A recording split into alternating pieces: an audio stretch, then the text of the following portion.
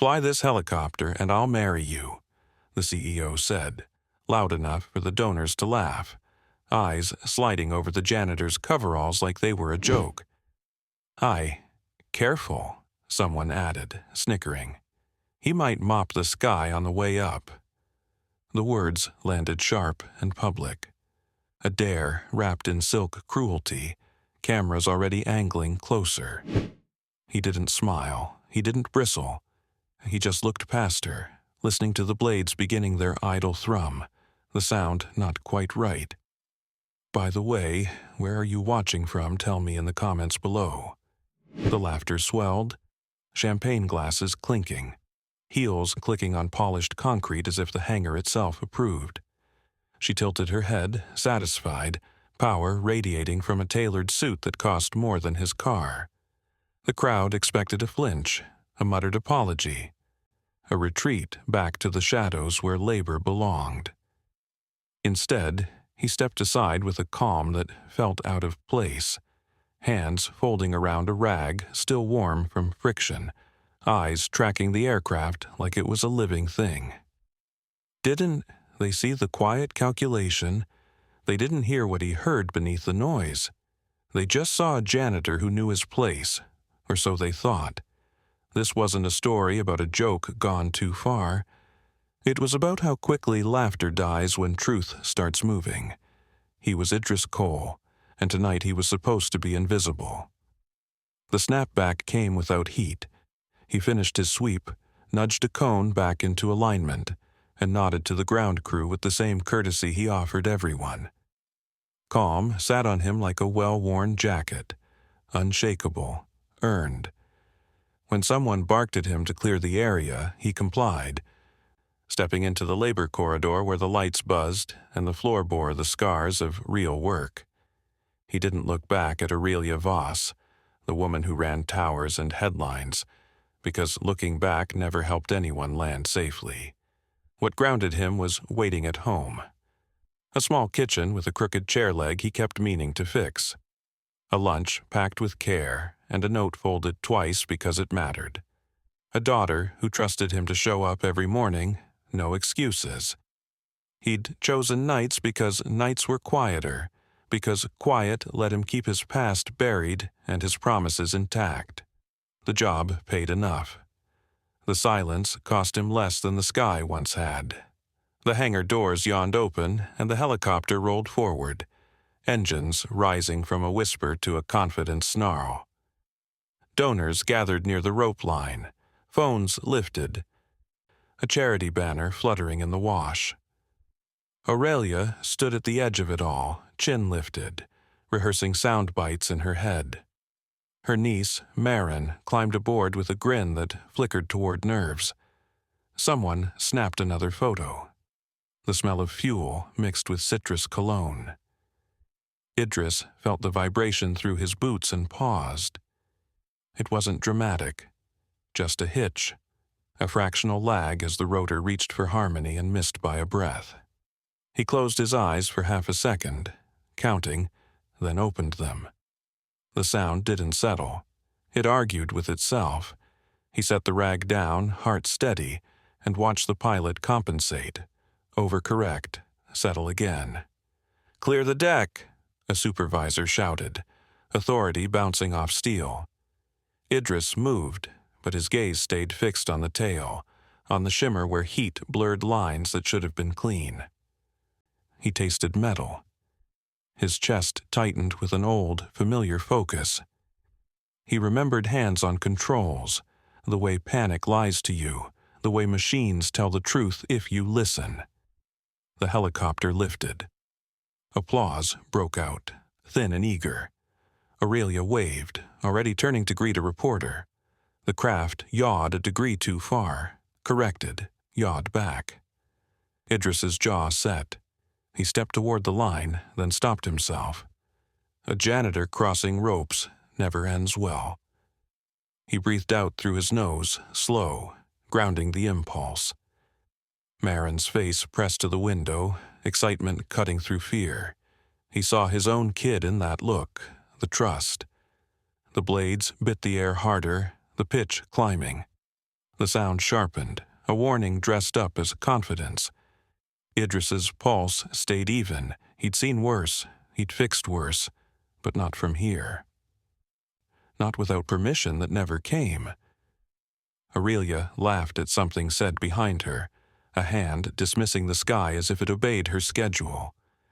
Cameras caught the gesture. The crowd leaned into the spectacle. Idris leaned into the truth, humming through the concrete, into the knowledge that money couldn't tune a rotor and power couldn't coax a sensor back online.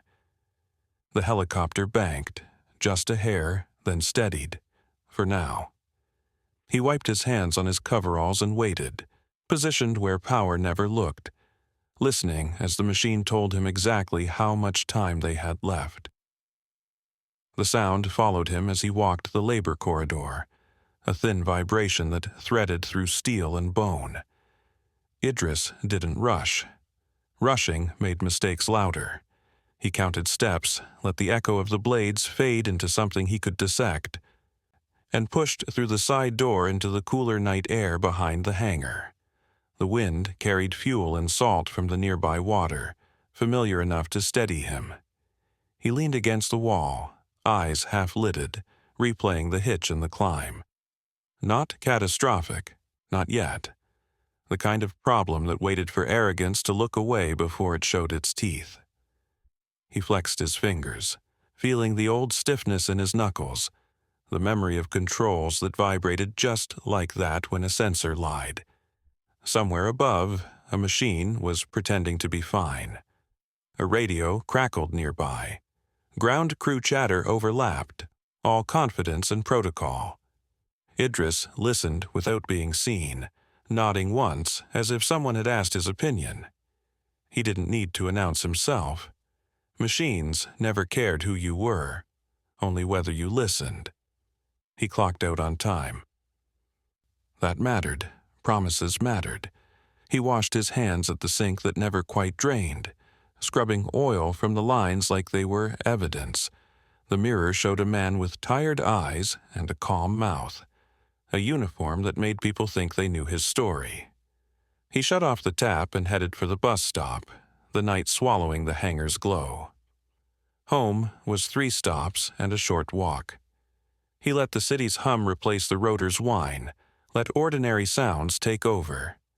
The apartment door stuck like always. Inside, the quiet was the good kind. He set his boots by the mat, toes lined up, and moved through the kitchen on memory. A note waited on the counter, folded twice. He didn't open it yet. He warmed leftovers, checked the chair leg, tightened the screw a quarter turn. Small fixes added up. He finally unfolded the note. A smile tugged at him despite himself. Tomorrow's spelling test.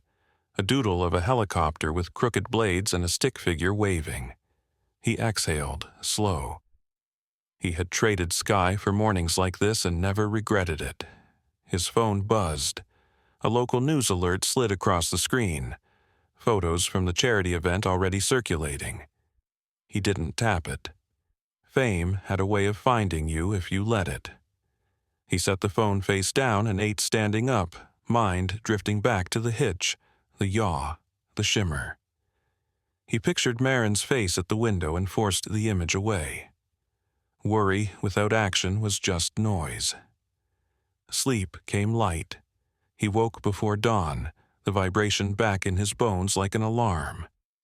He dressed quietly, packed a lunch, left another note on the counter with a reminder about the test, and a heart drawn clumsily.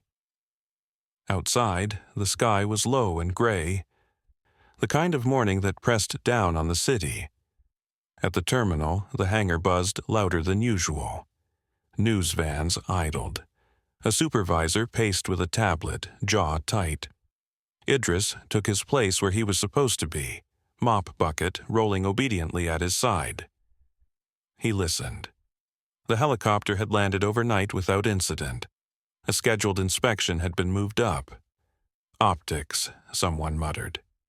Optics mattered more than answers.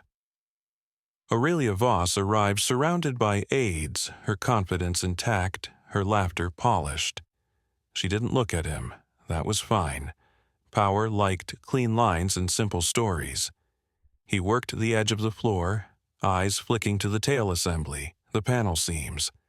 He noticed a fresh scuff that didn't belong.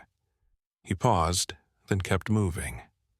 "Hey," a younger mechanic whispered as Idris passed, voice low. "You hear that yesterday?" Sounded off. Idris met his eyes for half a beat and nodded. Nothing more. The kid swallowed and looked away, reassured by being seen.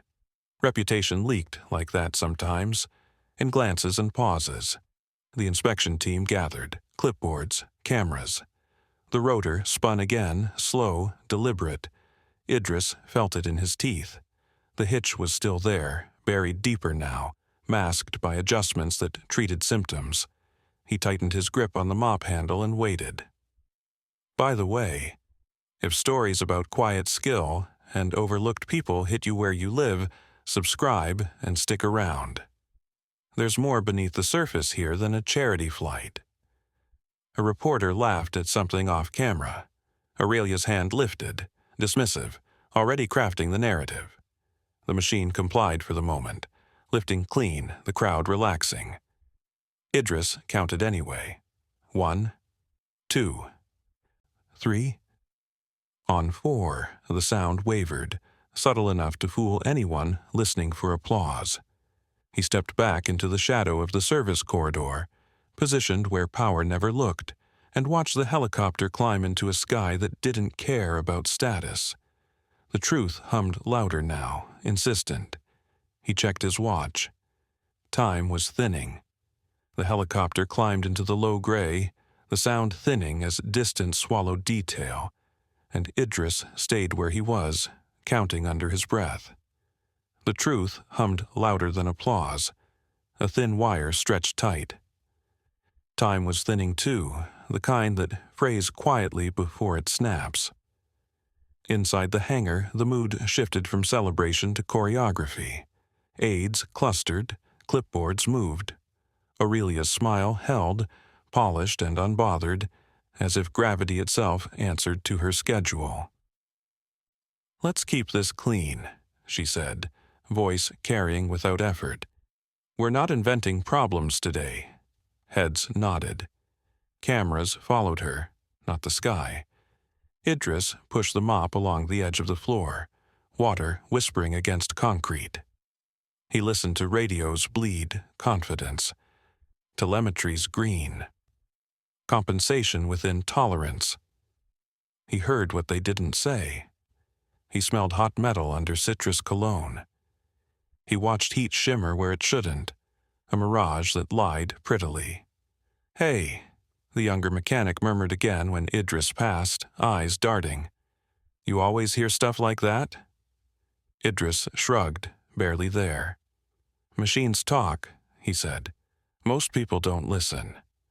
He kept moving. A supervisor intercepted him near the service corridor, irritation already loaded. "We need that lane clear, optics." "On it," Idris replied, calm, stepping into the narrow passage where lights buzzed and paint peeled.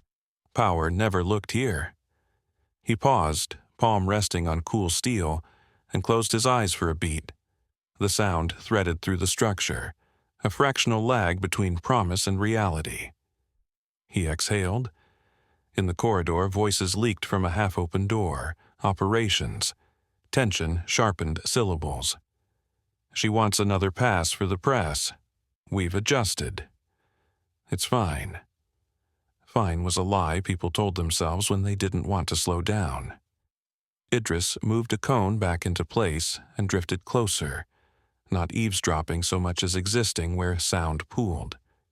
A different voice cut through, older, quieter. "You know who used to fly that bird?" A pause. "Back when the tail assembly was retrofitted?"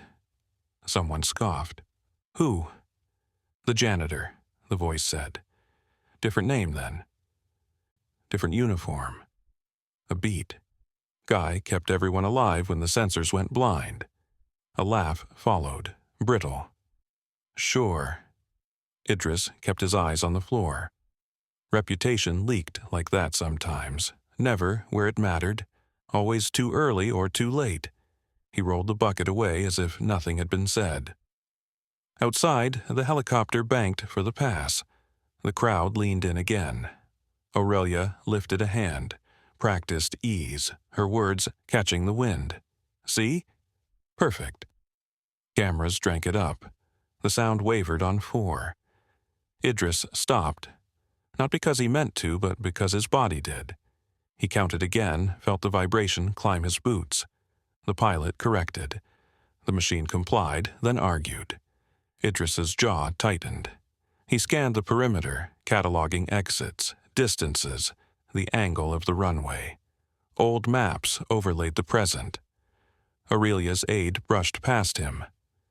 Clipped. You're in the shot. I'll move, Idris said, stepping back into shadow. He watched Marin's face flash in the window as the helicopter dipped, then steadied. He swallowed. He thought of a lunch note folded twice. The reporter's laugh rang too loud. Thrilling, someone shouted. Idris heard fear under it, a tremor no microphone would pick up. He leaned toward the corridor again, voice low. It's not settled. The supervisor snapped. We don't need commentary. Idris nodded. Then you need listening. He didn't push. Pushing got people hurt. The helicopter completed the pass and climbed, applause following like a tide. The sound thinned again, the hitch masked by distance. Idris's watch ticked. He checked it, then the sky, then the scuffed panel seam he'd noticed earlier, the one that told a story if you knew the language. Hey, the younger mechanic whispered closer now, breath shallow. If you hear something, you'll tell us, right? Idris met his eyes. I already did, he said gently. You just didn't like the answer. He placed the mop against the wall and straightened, posture shifting a degree. Calm didn't mean still. Aurelia turned, irritation flickering as she caught sight of him near the corridor. Why is he still here? She asked, not bothering to lower her voice. Clear the deck. On it, someone said, too fast. Idris stepped back where power never looked, listening as the machine circled for another pass. The truth hummed louder now, impatient. He counted anyway. 1, 2, 3. On 4, the sound slipped. Unmistakable this time, and a hush rippled through the crowd like a held breath. Silence spread faster than applause. A collective inhale that froze hands mid-clap and cameras mid-focus. Idris felt it before anyone named it, the hitch surfacing like a skipped heartbeat. The helicopter wobbled, corrected, wobbled again, and the sound on 4 refused to lie. Hold positions, someone said into a radio, too brightly. Another voice overlapped, strained. Telemetry's jittering. Aurelia's smile tightened, a practiced crease at the corner of her mouth. It's wind, she said, projecting certainty toward the lenses. We planned for this. She didn't look at the sky, she looked at the crowd. Idris stepped closer to the rope line, then stopped, palms open at his sides. He watched the tail, the shimmer, the way heat smeared lines that should have stayed clean. The machine was arguing now, a conversation turning sharp. He tasted metal again. A supervisor blocked him. Chest puffed with borrowed authority. You're not cleared. I'm listening, Idris said. You should too. The man scoffed, eyes flicking to Aurelia. Clear the deck. Idris retreated a step, not in defeat, but to the place where sound pooled. He counted. 1, 2, 3. On 4, the rotor note dipped, deeper than before. A murmur rolled through the crowd. Someone gasped. In the operations room, screens bloomed with data. A line spiked, dipped, spiked again. Compensations maxed, an engineer said, voice thinning. We're chasing it. Bring it in, another urged. Not yet, Aurelia said from the doorway, presence bending the room. We can't spook them. Idris's voice cut through the open door, calm and unwanted. You're already late. Heads turned. Surprise flared, then irritation. Who let him? Listen, Idris said, raising a hand. Not to command, but to focus. You've got a sensor lying to you. Tail yaws overcorrecting. If you push another pass...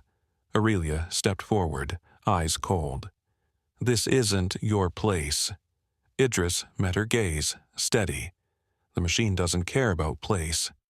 She laughed, sharp. Security. 2 guards shifted. Idris didn't move. He kept counting. The helicopter banked, sharper now, the correction lagging a fraction too long. Marin's face flashed at the window, fear cutting through the bravado. Idris's chest tightened. A guard touched his elbow. Sir! Idris shook his head once. Give me 30 seconds. Out, the supervisor snapped. The helicopter dipped. A scream tore from the crowd, raw and real. Radios erupted. Yaw, instability. Pilots fighting it. Altitude dropping. Aurelia's certainty cracked just a hair. What's happening? Idris stepped past the guard as if the space had opened for him. No one stopped him this time. He spoke without raising his voice. Kill the extra pass. Bring it straight in. Reduce collective, ease the tail, don't chase the ghost. Who is that? Someone demanded. The only person listening, the younger mechanic said, barely audible. The pilot's voice came through, tight. Controls feel delayed. Because they are, Idris said, eyes never leaving the sky. Trust the count. On 4, ease. On 6, hold. Aurelia stared at him, disbelief warring with fear. You're guessing. I'm counting, Idris replied. The helicopter steadied for a breath, then lurched harder. The sound on 4 broke, ugly now. Alarms flared in the ops room. A red light blinked, insistent. Fuel imbalance, someone shouted. Idris shook his head. Secondary effect, you're bleeding confidence into a liar. Aurelia swallowed. The crowd pressed back as security widened the perimeter. Cameras kept rolling. Fix it, she said, voice low. Now. Idris looked at her finally. Let me work. She hesitated, power warring with reality. The helicopter dropped another foot. The crowd cried out as one. Aurelia nodded, sharp and unwilling. Idris lifted the radio, hand steady. Pilot, listen to me. Static hissed, then steadied, the pilot breathing loud enough to count with. Idris anchored himself to the sound, blocking out the crowd and lights. The woman beside him reduced to a blinking red dot. We're going to ride the truth, he said, voice even. On my count. The helicopter shuddered, nose dipping, then catching. The tail swung wider, a warning arc that drew another wave of cries. Idris lifted his free hand, palm open, fingers ticking the air. 1, 2, 3. The 4th beat came ugly again, a cough in the rhythm that made his teeth ache. In the ops room, data streamed, desperate to be believed. Idris watched the sky instead. Aurelia silenced her buzzing phone without looking. Her gaze stayed locked on the aircraft now, not the crowd, and the cameras caught that shift. Fix it, she said again, quieter. Altitude stabilizing, the pilot said, surprise breaking through fear. For now, Idris replied. We're not done. The helicopter edged closer, lower, the sound thickening as it bled into the hangar's bones. Idris felt the countdown tighten and leaned into it, steady as the floor beneath him, ready to finish what the machine had started. The helicopter hovered lower, the sound thick and strained. Blades chewing the air like it owed them something. Idris kept his eyes on the machine, not the screens, not the faces frozen around him. He felt the vibration through the concrete now, a living pulse that matched his count. "Altitude's holding," the pilot said, disbelief edged with hope. "Because you stopped fighting it," Idris replied. "Don't get excited. We've only slowed the argument." Inside the operations room, engineers crowded the monitors, hands hovering uselessly over controls they didn't trust anymore. One of them whispered, "How does he know that?" No one answered. Aurelia stood a step behind Idris, her presence suddenly smaller without the armor of certainty. The wind tugged at her hair, cameras catching every flicker of strain she couldn't smooth away. "What do you need?" she asked, the words clipped. Pride pared down to necessity. "Space," Idris said, and silence. She hesitated for half a breath, then snapped her fingers. "Clear it." Security waved people back. The rope line widened.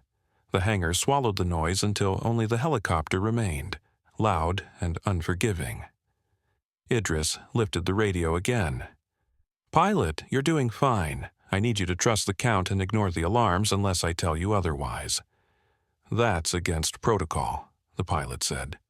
"So is pretending everything's fine," Idris answered calmly. "Protocols are written for calm days." A pause. Then, copy. The machine dipped again, sharper this time, tail yaw swinging wide. A gasp tore through the remaining crowd. Idris didn't flinch. He counted. 1, 2, 3. On 4, he raised his hand. "Ease." The pilot obeyed. The helicopter steadied, shuddering, but alive. In the ops room, a senior engineer shook his head. "The sensor's feeding bad data. We should shut it down." "You shut it down now, you blind the pilot," Idris said without turning. "You want to blind someone in a storm?" Silence answered him. The younger mechanic edged closer, eyes wide. "How do we fix it?" "We don't," Idris said. "We work around it." Aurelia stared at him. "That's it? You just work around it?" "That's what flying is," Idris replied. "Problem-solving at speed." Another alarm blared, shrill and insistent. The pilot cursed under his breath. Idris felt the machine push back, harder now, impatient. Sweat traced his spine, but his voice stayed level. "You're going to feel a lag. Don't chase it. Let it come to you." The helicopter dropped a foot, then another. Idris's jaw tightened. "On 6, he said. "Hold." The pilot held. The machine groaned, then complied, the sound smoothing just enough to breathe. "Descent rate stabilizing," someone called out, stunned. Idris nodded once. "Good, now we keep it boring." Aurelia's phone buzzed again. She ignored it. The cameras captured that too, the CEO choosing not to perform. Her gaze flicked to Marin's face in the window, fear naked now. "Get her down," Aurelia said, the order stripped of theater. "That's the plan," Idris replied. Time stretched. Each second demanded attention. Idris kept counting, fingers ticking the air like a metronome only he could hear. The helicopter crept closer to the ground, the hangar lights reflecting off its belly in broken lines. The crowd's fear softened into a taut hope. "If you're still with me here, subscribe and stay." Stories like this don't rush the truth, they earn it. The landing skids kissed the air above the concrete, hovering, trembling. Idris's breath slowed, matching the machine. "Easy," he murmured, not into the radio but to the helicopter itself. "Easy." A gust shoved the tail. The machine lurched, a scream cut the air. Idris snapped his hand up. "Counter now, trust me." The pilot obeyed, hands steady despite everything. The helicopter corrected, the argument easing into a grudging truce. "Skids down," the pilot said, voice breaking. "Hold," Idris said. "Hold until it stops lying." The rotors screamed, then began to settle, the pitch lowering, the vibration easing from a snarl to a growl. Idris counted past the urge to celebrate. 1, 2, 3. On 4, the sound didn't break. "Powering down," the pilot said, wonder threading his words. The blades slowed. The helicopter sagged fully onto the concrete, alive and grounded. The hangar exhaled as one. Someone sobbed, someone laughed hysterically. Idris lowered his hand and finally let himself breathe. Aurelia stared at the grounded machine, then at him. The cameras caught her swallowing. "Who are you?" she asked, the question raw and unguarded. Idris didn't answer yet. He looked up at the cockpit window as Marin pressed her forehead to the glass, eyes wide, alive. He lifted a hand in a small wave. She waved back, tentative, then grinning through tears. Only then did Idris turn back to the hangar, to the eyes finally seeing him, knowing this wasn't the end. Just the moment the truth refused to stay quiet anymore. The rotors wound down with a long, reluctant sigh, the sound flattening into silence that felt heavier than noise. Idris stood still until the last vibration drained out of the concrete, until the machine stopped pretending and told the truth by being quiet. Only then did he lower the radio. The hangar didn't know what to do with itself. People hovered at the edges of motion, hands half raised, mouths open, eyes darting between the helicopter and the man who'd spoken it down. Cameras adjusted, hunting for a script that hadn't been written. Someone started to clap, stopped, started again. It didn't catch. Aurelia took a step forward, heels clicking too loud in the hush. Her face held 1,000 calculations, all of them failing to land on the right one. "Open it," she said, voice firming by habit. The cockpit door swung out. The pilot climbed down on unsteady legs, helmet coming off, eyes glassy with adrenaline. He didn't look at the ops team first. He looked at Idris. "You saved us," he said, simple and unvarnished. Idris shook his head. "You flew it." The pilot swallowed, nodded, then turned back toward the cockpit. "Marin," he said softly. The girl emerged wrapped in a blanket, fear still clinging to her like static. Aurelia reached her in 3 strides, pulling her close, the CEO's armor cracking as a sob escaped despite her best effort. Cameras caught it all. The crowd murmured, a tide shifting. Idris stepped back, making room. This part wasn't his. He watched from the edge as medics arrived, hands gentle, voices low. He tracked the helicopter with a professional's eye even now, noting the scuffed panel seam, the faint smell of overheated wiring. He filed it away. Later mattered too. A senior engineer approached, face pale.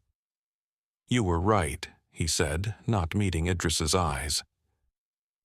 "The tail yaw sensor. It was feeding us garbage." Idris nodded. "It happens. How did you—" The man stopped, shook his head. "Never mind." Aurelia turned. Marin still clutched to her side. She took Idris in properly for the first time, not as a uniform, but as a presence.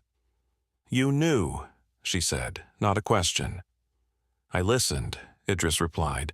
"That wasn't listening," she said, frustration bleeding through awe. "That was expertise." He didn't answer. He glanced at the younger mechanic hovering nearby, at the ops room full of shaken professionals. He glanced at the cameras that had found him now, lenses hungry. Power had finally looked. A reporter broke the line, voice eager. "Sir, can you tell us your name, your role here?" Aurelia lifted a hand, automatic, to control the narrative. Then she stopped herself. Her hand dropped. "Answer him," she said, quiet. Idris felt the weight of it settle on his shoulders, familiar and unwelcome. He exhaled. "I cleaned the hangar," he said. "Tonight that was enough." The reporter blinked. But you directed an emergency landing. Idris met the lens, steady. I've flown worse days than this. A ripple moved through the crowd. Whispers sparked. Someone said, "He flew?" Another, "I heard he used to." Aurelia closed the distance between them, voice low, so only those nearest heard. "What did I miss?" she asked, the edge gone, replaced by something like humility and something like fear. Idris held her gaze. A lot. Her jaw tightened, then eased. "What are you?" He considered the question. The hangar, the city beyond. "A dad," he said, "a worker, and once a pilot." Cameras clicked faster. The reporter leaned in. "Once?" Idris nodded. "Once is enough." Aurelia straightened, turning to the crowd, the press, the staff. Her voice carried, stripped of polish. "This event is over," she said, "effective immediately." Murmurs surged. "And we're grounding the fleet until every system tells the truth." Someone protested. She cut them off with a look. "No exceptions." She turned back to Idris. "You shouldn't have been invisible," she said, the admission costing her. "You shouldn't have been mocked." A beat. The hangar held it. "I'm sorry." The word landed heavy. Cameras drank it in. The donors shifted, uncomfortable now, reassessing the joke they'd laughed at. The power imbalance tipped, not dramatically, but undeniably. Idris didn't smile. He didn't gloat. He nodded once. "Good," he said. "Now fix the rest." Aurelia huffed a short laugh, startled despite herself. "You're not asking for anything?" He thought of a crooked chair leg, a folded note, a kid who trusted him. "I already have what I need," he said. "But they don't." He nodded toward the staff, the labor corridor beyond. "See them." She followed his gaze. The cameras followed hers. "I will," she said. As the crowd began to thin, as medics guided Marin away and engineers swarmed the grounded helicopter, Idris stepped back into shadow by habit. But the shadow didn't fit the same way anymore. Eyes tracked him now, measuring, recalibrating. He picked up his mop, fingers closing around the handle like an old friend. The work wasn't done. Neither was the reckoning. The hangar began to breathe again, movement returning in cautious increments. Engineers clustered around the helicopter, voices low and technical now, hands tracing seams with new respect. Medics guided Marin toward a waiting ambulance, her blanket trailing like a flag of surrender. Idris watched until the doors closed, until the red lights flickered once and went steady. Only then did the weight in his chest ease. Aurelia lingered where the crowd had thinned, heels planted, shoulders squared, as if bracing against a wind only she could feel. Her aides hovered at a distance, unsure which version of her they were allowed to approach. Cameras remained, lenses curious rather than predatory now, waiting to see what power did when it had been corrected. Idris turned toward the labor corridor, mop still in hand. Habit pulled him that way. Finish the shift, leave quietly, let the truth settle without him stirring it. "Wait," Aurelia said. The word wasn't sharp. It surprised him enough that he stopped. She crossed the concrete, each step measured, eyes never leaving his face. Up close, the Polish couldn't hide the fatigue carved beneath it. "You're walking away," she said. "I'm done here," Idris replied. "No," she said, then corrected herself. "Not like that." He waited. Silence stretched, unfamiliar ground for both of them. "You didn't take credit," Aurelia said finally. "You didn't ask for anything. People like me don't understand that." Idris tilted his head slightly. "People like you don't need to." Her mouth twitched, a reflex she didn't quite manage to control. "You could have humiliated me," she said, "in front of everyone. That wouldn't land the helicopter, Idris replied. A murmur rippled nearby as a reporter whispered into a phone, already reframing the narrative. Idris felt the pull of attention again, uncomfortable as heat on skin. He shifted his grip on the mop handle, grounding himself in its familiar weight. Aurelia followed the movement, eyes flicking down, then back up. They laughed, she said quietly. I laughed. Idris didn't answer. He didn't need to. She inhaled, slow. I built my life on being right, she continued, on believing that authority meant competence. Her gaze slid toward the helicopter, now swarmed by people who'd deferred to her minutes earlier. Tonight, authority almost got someone killed. Idris's jaw tightened, not with anger, but with agreement. Authority needs limits. So do egos, she said, the admission costing her another breath. An aide approached, tentative. Miss Voss, the board, not now, Aurelia said, without looking away from Idris. The aide froze, then retreated. Cameras caught that too. Idris glanced toward the exit, imagining the bus stop, the quiet ride home, the note on the counter waiting for him to add another line in the morning. He imagined explaining the news alert to his daughter before she asked. He imagined her eyes widening, then narrowing, proud and worried all at once. You should go, Aurelia said, following his gaze. Your shift's over. It was over an hour ago, Idris replied. She nodded, absorbing that. Will you come back? The question hung there, heavier than it sounded. He considered it, not in terms of status or money, but time, mornings, promises.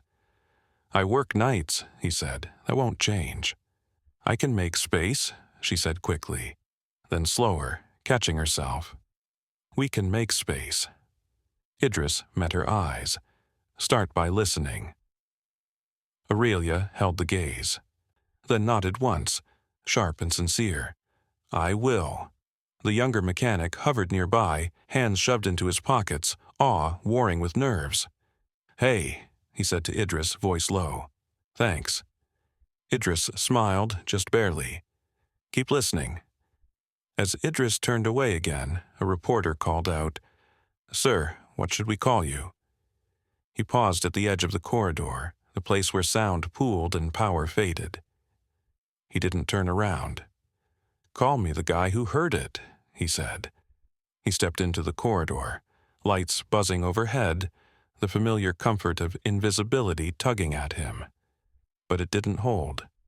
Footsteps echoed behind him, tentative. Aurelia stopped at the threshold, not crossing. She looked smaller here, framed by peeling paint and exposed conduit. I meant what I said, she told him, about seeing them. Idris nodded. Do it when the cameras are gone. She flinched, then smiled, rueful. Fair. He continued down the corridor, mop wheels rattling softly. The sounds of the hangar faded, replaced by the hum of workspaces that never made headlines. He breathed easier there, the truth quieter now, no longer urgent. Outside, the night had deepened. News vans still idled, reporters still talking, but the sky above was steady, indifferent. Idris headed for the bus stop, shoulders loose for the first time since the blades spun up.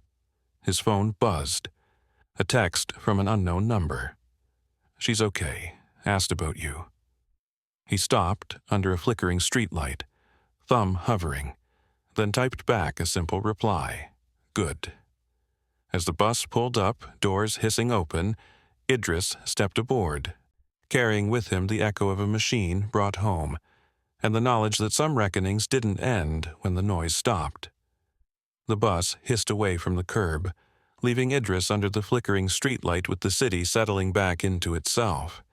He stood for a moment longer than necessary, letting the quiet press in, letting the truth lose its edge. Then he walked the rest of the way home, keys warm in his palm. Inside, the apartment greeted him with the soft clutter of life lived carefully. He set his boots by the mat, washed his hands, and checked the chair leg again out of habit. It held. He allowed himself a small nod and moved to the counter where a new note waited, unfolded this time. A reminder about practice after school. A question mark drawn too big. He smiled, wrote a brief answer, and stuck it to the fridge. Sleep came easier, but it didn't last. He woke before dawn to the phantom echo of rotors, then to his phone lighting the room. A message from the younger mechanic, hesitant and earnest. They're grounding everything. Full review, they asked about you.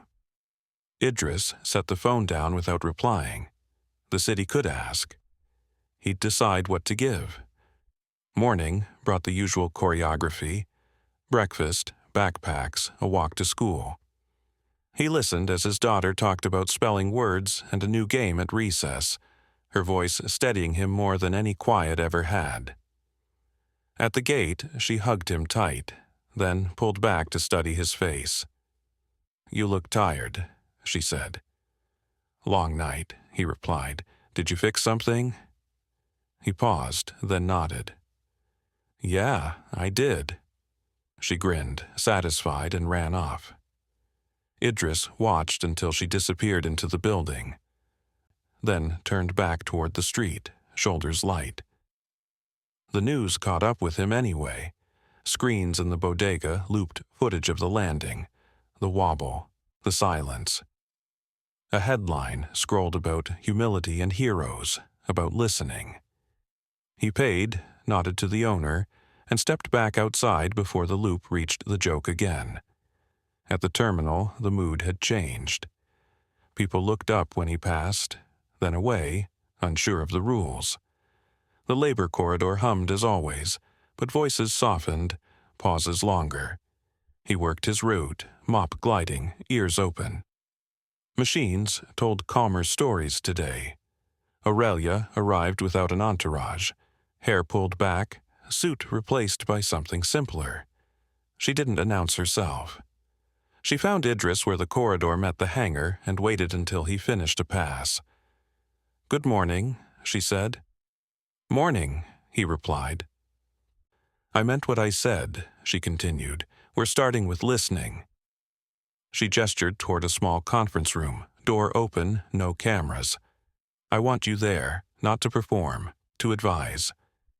Idris considered the doorway, the time, the promises folded into his day.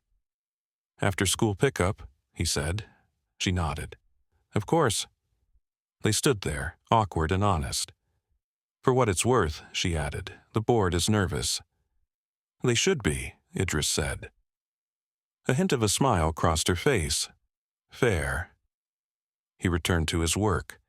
The day unfolded without drama, which felt like progress. When he left, the city was bright, the bus crowded with ordinary lives. He rode home, thinking about counts and chairs and the way power shifted when it learned to be quiet. That evening, he sat at the small table helping with homework, listening to a recitation of spelling words that ended in laughter. The phone buzzed again. This time, he answered. "Tomorrow, then," the message read. "Tomorrow," he replied. "If you're still here, subscribe and stay with this one. The loud part's over, but the real work is just starting." Night fell. Idris packed a lunch, folded a note, and set his alarm. He stood by the window for a moment, watching traffic stitch the city together. Somewhere, machines rested, grounded and honest. Somewhere else, egos recalibrated. At the terminal the next night, the conference room filled slowly. Engineers, supervisors, mechanics. Faces that had learned something they couldn't unlearn. Aurelia took a seat at the end, not the head. She gestured for Idris to start. He didn't lecture, he asked questions. He listened. He pointed out seams and sounds. The places where truth hid. Heads nodded.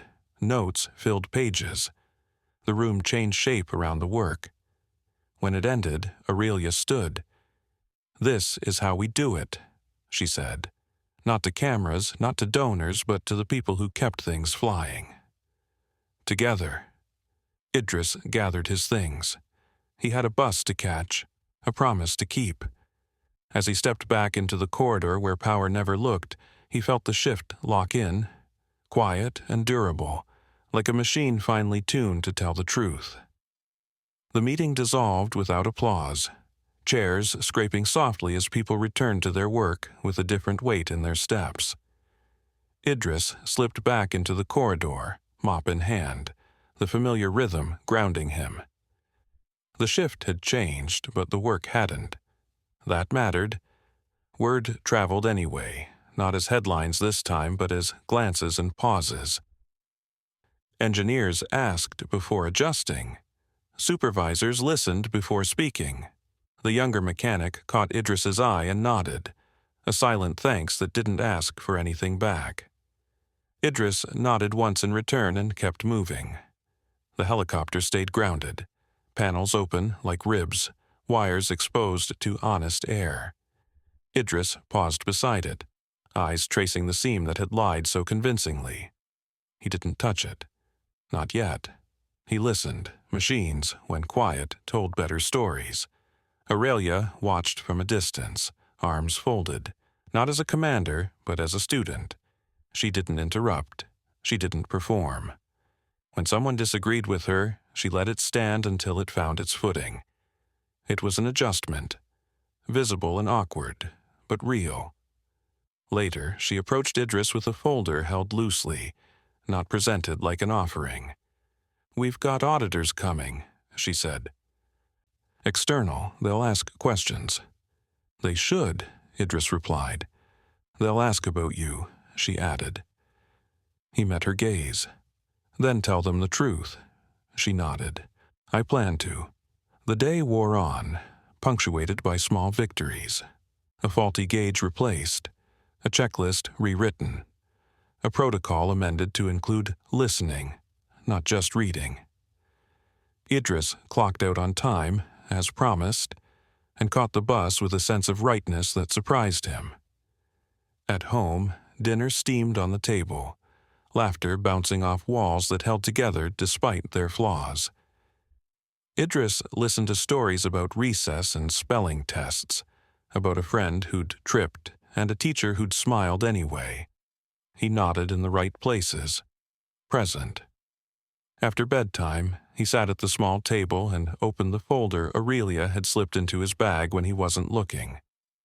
It wasn't a contract. It was a proposal. Hours defined, nights respected, mornings protected. Advisory, temporary, optional. He closed it without deciding. Sleep came deep. He woke to quiet confidence instead of echoes. The next night, the terminal felt steadier. The auditors arrived, serious and sharp. Idris stayed in the background, answering when asked, refusing to grandstand. When a question skirted comfort, he leaned into it. Truth liked pressure. A reporter tried to corner him near the rope line.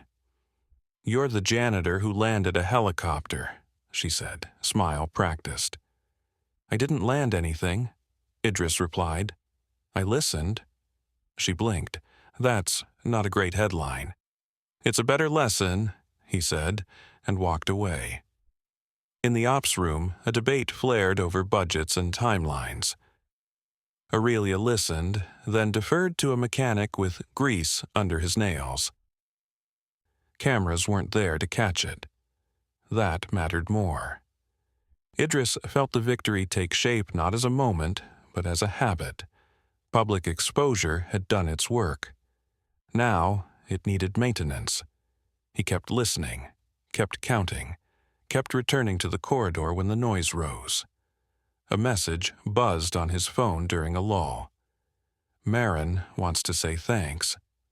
A photo followed, crayon lines forming a helicopter, this one with straight blades and a small figure on the ground waving. Idris smiled, then typed back. "Tell her she did great." Aurelia approached later, eyes softer than they'd been. I owe you, she said. You don't, Idris replied. Just keep it grounded.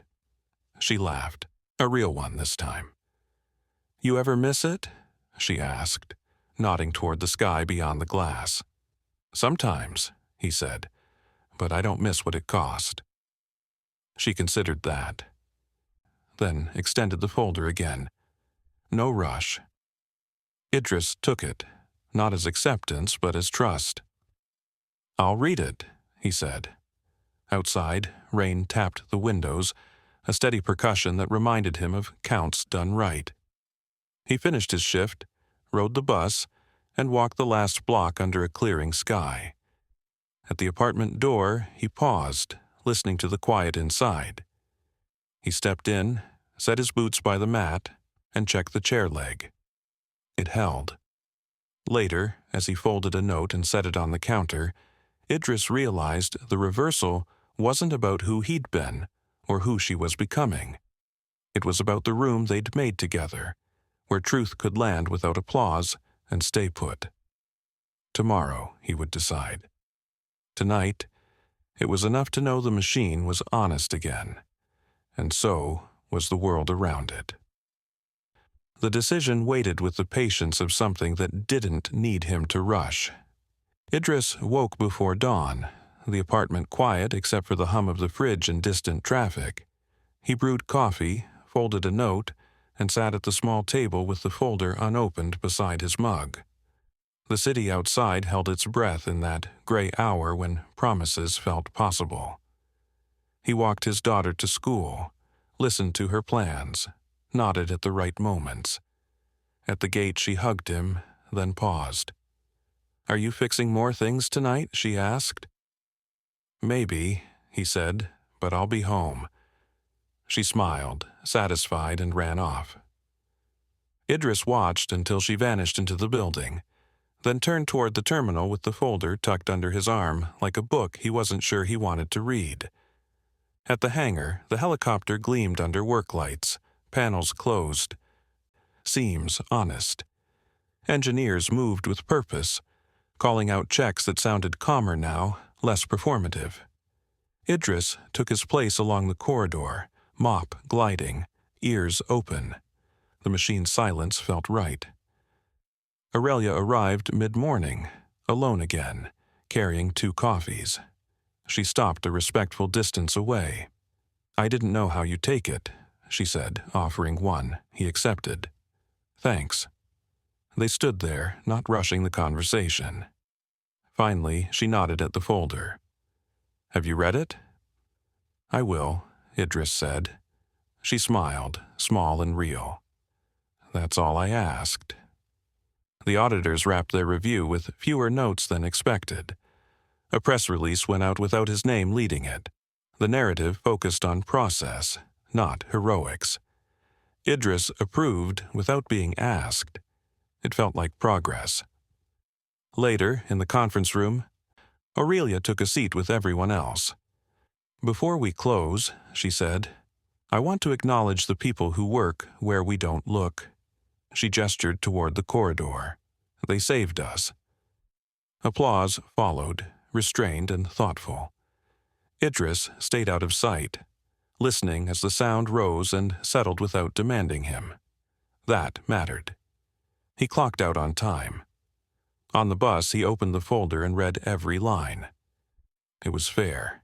It respected nights and mornings. It offered a voice without demanding a mask. Advisory, not command. Temporary, renewable by choice. He closed it again, feeling the edges align. At home, dinner steamed, laughter filled the kitchen, and the chair leg held. After bedtime, Idris sat at the table and wrote a response.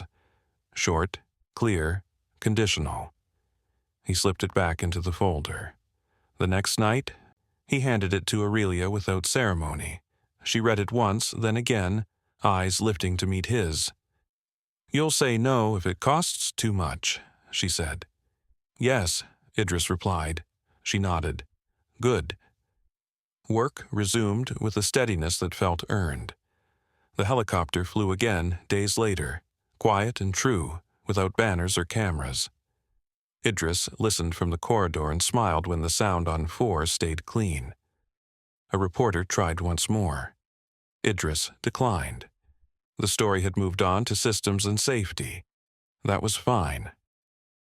On a Friday afternoon, a crayon drawing waited on the counter. Straight blades, a small figure waving. Idris pinned it to the fridge and packed lunches for Monday. At the terminal, Aurelia walked the labor corridor for the first time, not as a tour, but as a habit. She asked names, she wrote them down, the cameras were elsewhere.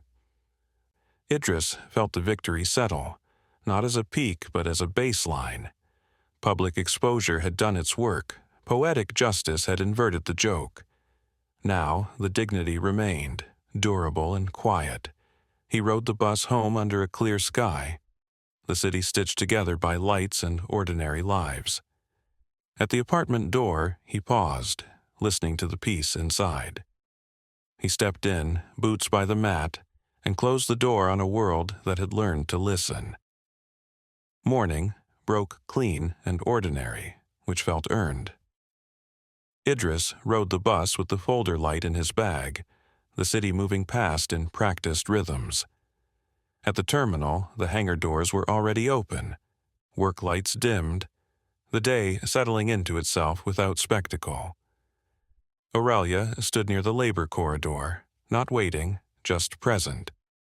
She nodded when she saw him. A small acknowledgement that didn't ask for attention. The board approved the changes, she said when he passed. Unanimous.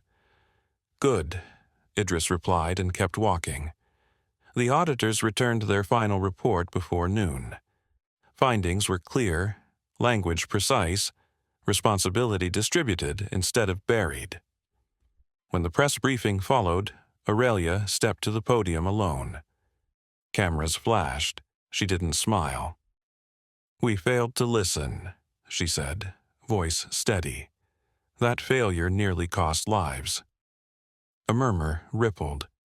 "We are correcting our systems, our culture, and ourselves." She paused. "And we will credit the people who keep us honest." A reporter asked about the joke, the one that had started it all. Aurelia didn't dodge. "It was wrong," she said. "It revealed a blind spot I'm responsible for." She looked into the lens. "Mockery is expensive." "We paid for it." The room went quiet. Idris watched from the corridor, mop resting against his shoulder, the place where power never looked now crowded with truth. He felt no urge to step forward. The words were enough. After, the hangar buzzed with a different energy, not relief exactly, alignment. Supervisors asked questions, mechanics answered, engineers listened. A new checklist went up by the door, handwritten additions taped beside laminated rules. Idris smiled and moved on. At lunch, the younger mechanic slid into the chair across from him. "They put you in the training module," he said, incredulous. "Listening, counting, not chasing alarms." Idris chewed, nodded. Good habits spread. "They called you a consultant," the mechanic added. Idris shrugged. "Call it what you want." That afternoon, the helicopter lifted again. No banners, no donors. Idris listened as it climbed, the sound on 4 clean and true. He counted anyway, habit and care entwined. It landed smoothly. Applause stayed in pockets. Aurelia found him later with a clipboard under her arm. "I walked the corridor," she said. "I learned names." "That's a start," Idris replied. She hesitated. "I wanted you to hear this from me." She held his gaze.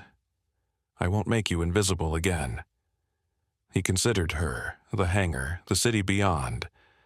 "Make the work visible," he said. "People will follow." She nodded, grateful for the direction. "Thank you." He finished his shift and clocked out on time. On the bus, his phone buzzed with a photo from school pickup.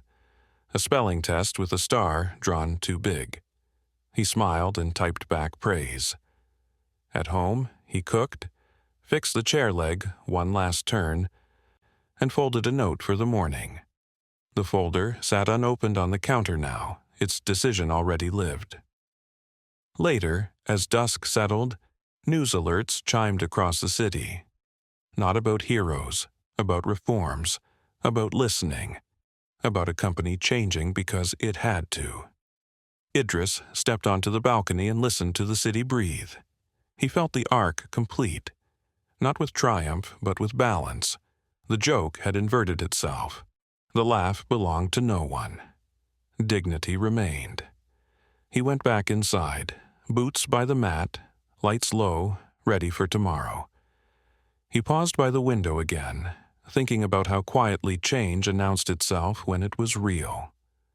There would be meetings that drifted, habits that slipped, jokes that tried to come back dressed as nostalgia. He would listen for those too. Tomorrow night he would walk the corridor, count the sounds, answer questions without needing a title. In the morning he would pack a lunch, write a note, show up. That was the contract he kept. The rest was optional. It felt right that the victory didn't sparkle. It sat, solid and usable, like a tool returned to its place. He thought of the hangar at night, of hands that knew weight and torque, of voices learning when to stop talking. He thought of a child sleeping down the hall, trusting the world a little more. If change held, it would be because people chose it on ordinary days. He turned off the light, letting darkness do its honest work. Outside, the city kept moving, indifferent and alive, while inside the apartment everything held. Idris set the alarm, placed the folder beneath the fridge magnet, and lay down without hurry. Tomorrow would arrive whether he chased it or not. He closed his eyes, listening, counting once more, satisfied with the sound. Sleep took him gently, carrying forward the promise that dignity, once restored, could endure beyond noise, cameras, and careless laughter. Until morning, ready, steady, listening. Again. Morning arrived without urgency, light slipping through the blinds and settling across the floor like it belonged there. Idris moved through the apartment quietly, packing lunch, folding a note, checking the chair leg out of habit more than need. The world felt steady, not because it was perfect, but because it was finally honest. He walked his daughter to school one last time before the weekend, listening to her chatter about plans and promises. At the gate, she hugged him and didn't let go right away.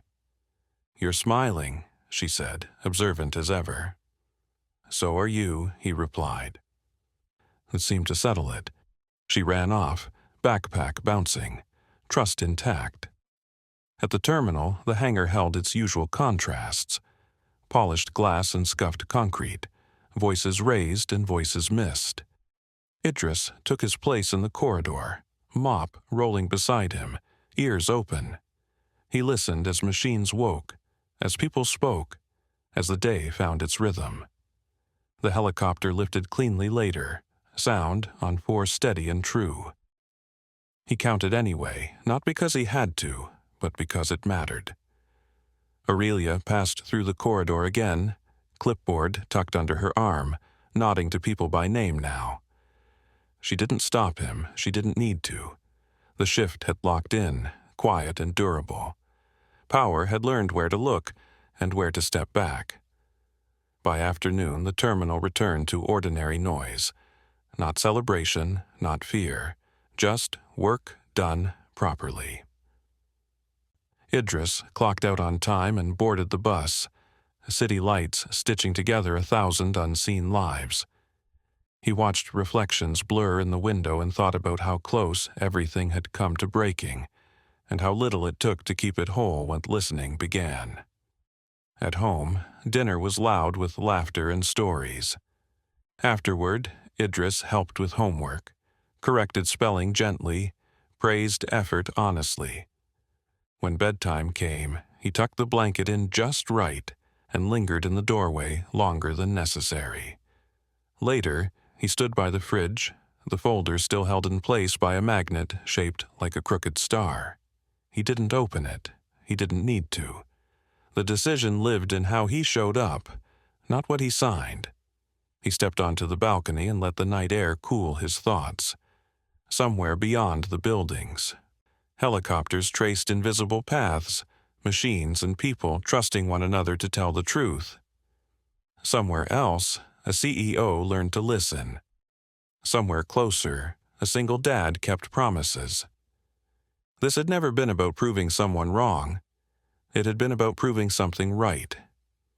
The joke that once echoed through a hangar had dissolved into silence, replaced by a better sound. The low, steady hum of dignity restored. Not loudly, not dramatically, permanently. Idris went back inside, boots by the mat, lights dimmed. Tomorrow would look like today. And that was enough. Before you go, tell me, what should the title of the next story be? Subscribe and don't miss our next story. Single dad janitor was cleaning floors, then spoke Japanese to the silent CEO and stunned everyone. Trust me, you'll feel it. And tell me in the comments, what injustice should we tackle next?